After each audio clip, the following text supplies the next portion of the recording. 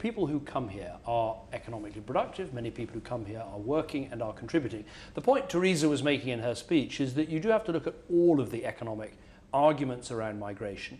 And we have to accept, and sometimes, frankly, the elites don't accept, that when you get a lot of unskilled migration, that can hold down or drive down wages. That can have an effect on some of the poorest but hardest working people in your country. So to me, there's a sort of twin aim here. Let's have reform to welfare so we don't automatically over-attract people to Britain, but let's actually train and skill our own people here in Britain, not least with the 3 million apprentices we're going to train in this Parliament, so they can do the jobs that our dynamic economy is creating. But the counter-argument which the Office for Budget Responsibility offers is that in actual fact about a fifth of our growth is down to new people coming into the country. Well, you've got to look at GDP, but you also got to look at GDP per capita. So again, you know, the economists can knock around all the arguments and the figures tell us a variety of things, but I think it's important to measure net migration because people are concerned to the British people and to me. You know the rate, the birth rate, for example, that the Polish immigration, 600,000 Poles came in the last 10, 15 years.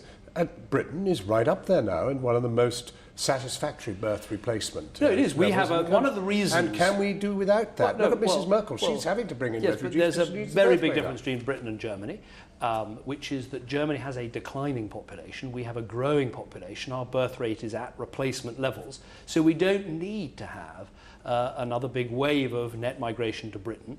But what we have to do that is to sort out the welfare rules that are over-attracting people from Europe, take further steps to make sure that we're not bringing in people from outside Europe as bogus students or the like, and get the numbers under better control, which is what Theresa's speech was all about. Well, now, it's been big at this conference, the party of the working family, working party, working for you, George Osborne, the builder.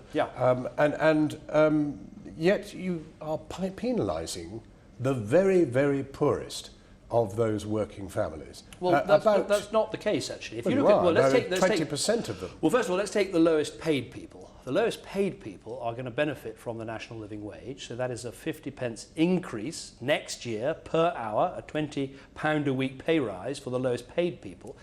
The lowest income families, obviously we are making changes to welfare, but at the same time as cutting taxes and introducing the national living wage, and of course the people on the lowest incomes are better protected because they keep the elements of the child credit that we've introduced. If what you say is true, will you give a pledge that if it turns out that there are thousands of people who are very badly affected by this change, you will do something about it? Well, no, we thought very carefully that's before... the question I'm asking. Well, I'm answering it. We thought very carefully before introducing this change, a change that's passed through Parliament, and it's that combination of a national living wage, reaching £9, tax cuts, so next year you can earn £11,000 before you pay any income tax, and yes, these welfare changes, I know they are difficult decisions, but that combination, I believe, is fair. You've got a lot on your plate, domestically and internationally, and so perhaps we could just look at Syria. Now, the problem with Iraq was there was no plan for after Saddam. The problem with Libya, in which you strongly participated, there was no plan for after Gaddafi. What's your plan after Assad? Well, first of all, on Syria, there was a plan. It just didn't work. There was a Libyan government. We worked hard to help that government, but it didn't survive. It didn't survive. It's been and very most difficult. People who knew anything about Gaddafi knew it would be a catastrophe. Well, except for most people who knew anything about Gaddafi knew A, he was about to butcher people in Benghazi, and B, he was someone who'd supplied Semtex to the IRA. Incidentally, Semtex that the dissident IRA probably still have. So anyone who thinks that somehow keeping Gaddafi in place was a friend of Britain, I think is making a great mistake. No, but that doesn't we tell digress. That doesn't tell us what your plan Syria, now yes, is. The plan is that we need a Syrian government that can represent all of the Syrian people. Of course, it has to have people at its head that can reassure the Alawites that they are part of the future of Syria. So who have you got in mind? Who have you got in mind? We are working with our allies, and frankly, we have tried to work in the past with the Russians, with the Iranians, and with others, and we must try again to identify a team of leaders and a structure where Sunni, Christian, Alawite, Kurd can all feel that they will be properly looked after in Syria. Otherwise, anything we do is not going to solve the problem long term. Meanwhile, we should still do everything we can to degrade and destroy ISIL because they are a direct threat to us. People are going to find it very curious that we are actually backing al-Nusra with its close relationship with al-Qaeda. Well, we're not backing al-Nusra. That's not the case. So who are we back the Free Syrian Army. Right, we which is virtually non-existent. No, we back the legitimate Syrian opposition. So we have nothing to do with al-Nusra at all? We don't nothing support, at all? No, absolutely. We do not back al-Nusra. We do not back any of the extremists because that is not in our interests. Frankly, we need to do more to back the legitimate. I don't accept that all opponents to Assad are either ISIL or al-Nusra. So there are thousands of people who want to see a peaceful, democratic, diverse Syria, and that's who we back. Now, you've been asked to intercede with the Saudis over the 17-year-old boy who was arrested when he was 14 and who faces execution and crucifixion. Have you? Well, we have raised this as a government, yes. Have you personally? No, the Foreign Secretary has raised this, our embassy has raised this, we raised this in the proper way.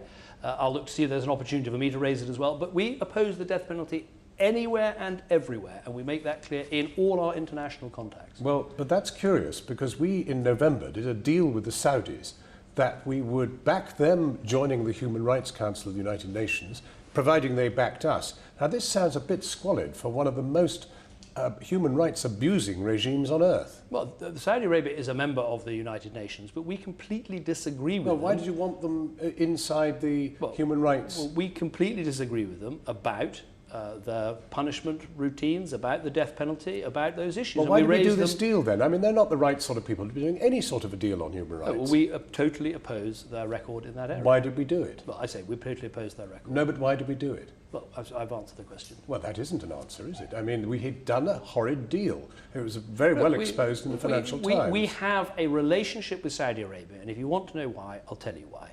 It's because we receive from them important intelligence and security information that keep us safe.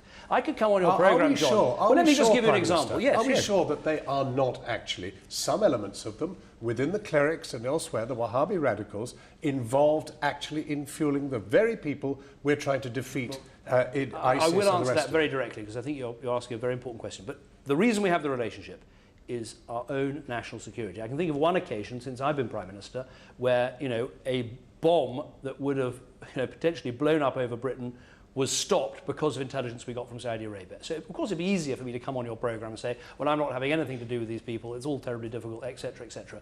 For me, Britain's national security and our people's national security comes first. Right, second question. Look, Saudi Arabia itself actually has quite a good record of de-radicalizing people who have become radical terrorists and jihadists. It has quite a good record of de-radicalizing them. But if you're asking, do we think, yes, no, I'm going to answer your question. But what they've done is to export a great deal of it out to Pakistan, out into Arabic. Are we doing enough to say we need to have a version of Islam that properly promotes peace and tolerance and does not in any way encourage hatred of other religions or demonization of Jews, or that provides a backdrop to the radicalization that can take place? That is something we need to do far more of, and we're doing in our own country, and we need to do more of that in discussions we have with other countries, including with Saudi Arabia, and I've started on that process. Finally, Prime Minister, are you looking forward to retirement? Well, I'm looking forward to the next 5 years. I feel I'm halfway through the most important job of my life, and I'm going to give it everything I've got. All 5 years? Oh, yeah. Prime Minister, thank you for talking to us.